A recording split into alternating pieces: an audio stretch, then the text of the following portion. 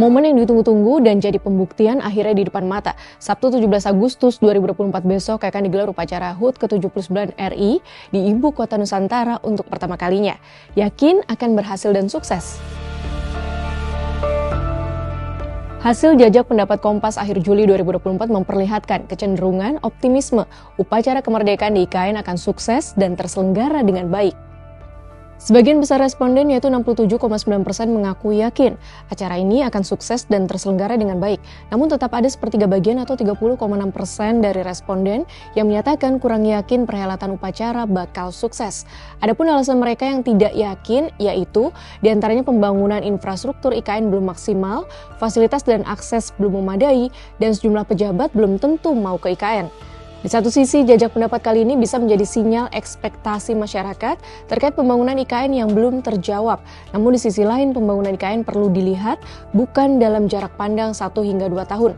Dengan besarnya skala IKN baik secara fisik maupun anggaran, masuk akal apabila IKN baru bisa benar-benar tuntas dibangun dalam 15 hingga 20 tahun ke depan. Terlepas dengan masih adanya kelompok responden yang tidak yakin, hasil jajak pendapat Litbang Kompas mendapati 67,1% responden merasa yakin jika acara peringatan kemerdekaan di IKN ini penting untuk digelar. Bagi publik, peringatan Hari Kemerdekaan di IKN menjadi salah satu bentuk komitmen pemerintah terkait pemindahan ibu kota negara. Hasil jajak pendapat menunjukkan bahwa status sebagai ibu kota menjadi alasan yang paling dominan dari urgensi upacara kemerdekaan IKN. Selain itu, acara ini merupakan bukti keseriusan pemerintah dalam membangun IKN. Selanjutnya, sekitar 22,7% responden menilai upacara penting digelar di IKN untuk menunjukkan kepada masyarakat seberapa jauh progres pembangunan ibu kota baru itu.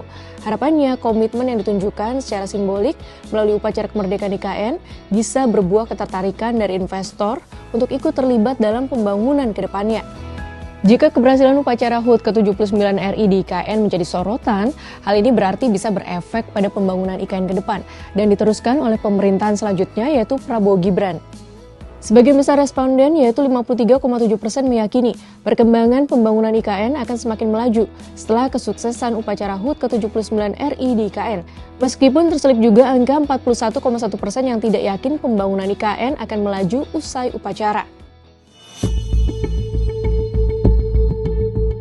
Menariknya, keyakinan itu juga diproyeksikan oleh publik secara jangka panjang. Terlepas dari transisi kepemimpinan pada Oktober 2024, keyakinan akan proyek IKN terus dilanjutkan masih cukup tinggi.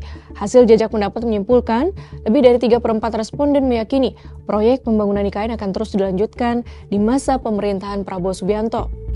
Pada akhirnya, di tengah tantangan besar untuk meneruskan pembangunan sekaligus meyakinkan masyarakat, terselenggaranya upacara perdana HUT kemerdekaan RI di IKN menjadi momentum pembuktian bagi publik.